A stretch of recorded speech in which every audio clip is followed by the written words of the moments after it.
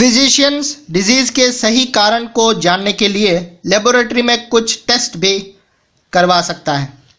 13.2.2 acute and chronic disease, बहुत important topic है ये।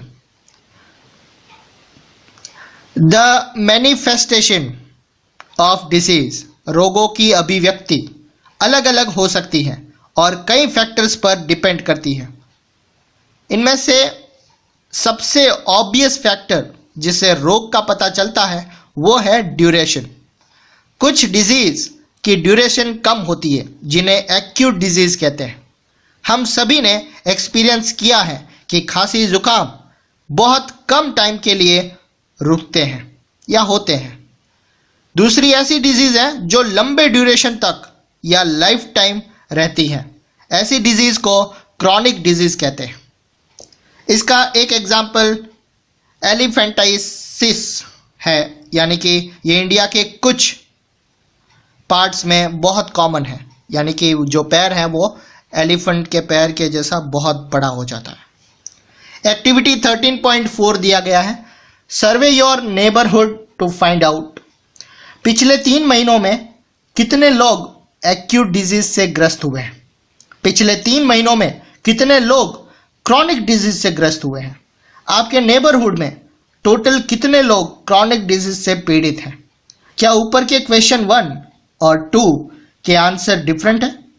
क्या ऊपर के क्वेश्चन 2 और 3 के आंसर डिफरेंट है? क्या आप सोच सकते हैं कि इस डिफरेंसेस के क्या कारण हो सकते हैं? इस डिफरेंसेस का लोगों की जनरल हेल्थ पर क्या इफेक्ट होगा? नेक्स्ट टॉपिक है 13.2.3 chronic disease and poor health. जैसा कि हम इमेजिन कर सकते हैं कि एक्यूट और क्रॉनिक डिजीज के हमारे हेल्थ पर अलग अलग इफेक्ट होते हैं।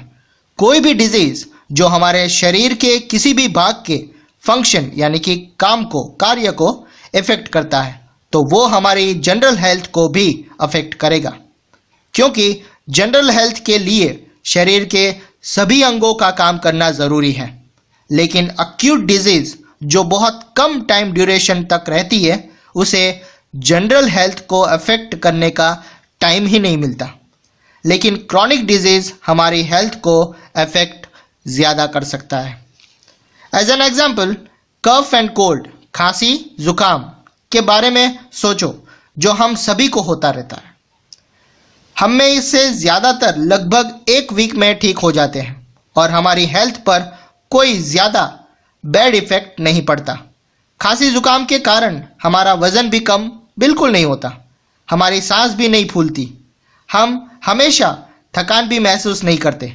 लेकिन अगर हम क्रॉनिक डिजीज जैसे कि फेफड़ों यानी कि लंग्स के ट्यूबरकुलोसिस से ग्रस्त हो जाए तो कई सालों तक बीमार होने के कारण वजन कम हो जाता है और ऑल टाइम थकान महसूस होती है।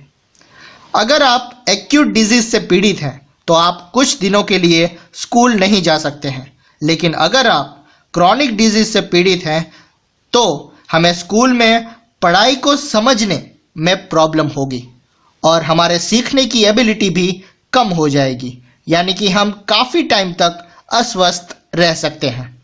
इसलिए क्रॉनिक डिजीज एक्यूट डिजीज की कंपैरिजन में लोगों की हेल्थ पर लंबे टाइम तक ड्रास्टिक लॉन्ग टर्म इफेक्ट यानी कि बहुत ही खतरनाक विपरीत प्रभाव बनाए रखता है। नेक्स्ट टॉपिक है 13.2.4 causes of disease. What causes disease, रोग के क्या कारण हैं? जब हम डिजीज के कॉजेज के बारे में सोचते हैं तब हमें याद रखना चाहिए कि इस कॉजेज के बहुत से लेवल होते हैं। आओ एक एग्जाम्पल लेते हैं। अगर कोई छोटा बच्चा लूज मोशन से पीड़ित है तो हम कह सकते हैं कि इसका कारण वायरस है। इसके लिए डिजीज का इमीडिएट कॉज वायरस है। लेकिन नेक्स्ट क्वेश्चन उठता है, वायरस कहां से आता है? मान लो कि हमें पता लगता है कि वायरस अनक्लीन ड्रिंकिंग वाटर से आता है, लेकिन दूसरे बच्चों ने भी तो अनक्लीन ड्रिंकिंग वाटर पिया था। तब इसका क्या कारण है कि एक बच्चे को ही लूज मोशन लग गया और दूसरों को नहीं? इसका एक रीजन ये भी हो सकता है कि बच्चा हेल्दी ना हो। एज ए रिजल्ट ऐसा पॉसिबल हुआ कि जब ये बच्चा वायरस के संपर्क में आता है तो बीमार हो जाता है, जबकि दूसरे बच्चे बिल्कुल नहीं होते। अब सवाल ये उठता है कि बच्चा हेल्दी क्यों नहीं है? शायद बच्चे का पोषण ठीक ना हो और वो इनफ फूड ना लेता हो। परहैप्स इनफ फूड का ना मिलना ही डिजीज का सेकेंड लेवल कॉज है। बच्चा वेल नॉरिश्ड क्यों नहीं है? शायद बच्चे के माता पिता गरीब हो। यह भी पॉसिबल है कि बच्चे में जेनेटिक डिफरेंस हो जो वायरस के संपर्क में आने पर लूज मोशन से प्रभावित हो जाता हो। सिर्फ जेनेटिक डिफरेंस या पुअर नॉरिशमेंट यानी कि कम पोषण भी बिना वायरस के लूज मोशन नहीं हो सकता, लेकिन ये भी डिजीज के कॉजेज में हेल्प बनते हैं या सहयोगी बनते हैं। बच्चे के लिए क्लीन ड्रिंकिंग वाटर अवेलेबल क्यों नहीं था? शायद जहां बच्चे का परिवार रहता है वहां पर पुअर पब्लिक सर्विस के कारण क्लीन ड्रिंकिंग वाटर अवेलेबल ना हो। इस तरह गरीबी और पब्लिक सर्विस की अनअवेलेबिलिटी बच्चे की बीमारी के थर्ड लेवल का कॉज है।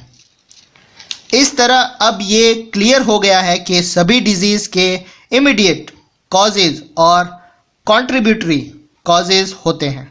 साथ ही अलग तरह के डिजीज होने के एक नहीं बल्कि बहुत से कारण होते हैं। 13.2.5 infectious and non infectious causes.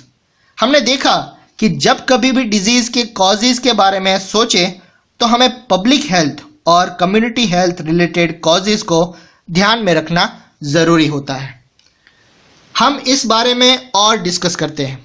Disease के इमीडिएट कॉज के बारे में सोचना अच्छा है क्योंकि ये दोनों अलग अलग प्रकार के होते हैं। डिजीज के कॉज का एक ग्रुप है इन्फेक्टियस एजेंट, जो ज़्यादातर माइक्रोब्स या माइक्रो ऑर्गेनिजम्स होते हैं। वो डिजीज जिनके इमीडिएट कॉज माइक्रोब्स होते हैं उन्हें इन्फेक्टियस डिजीज कहते हैं। इसका कारण ये है कि माइक्रोब्स कम्युनिटी में फैल सकते हैं और इनके कारण होने वाली डिजीज भी उनके साथ साथ फैल जाती है।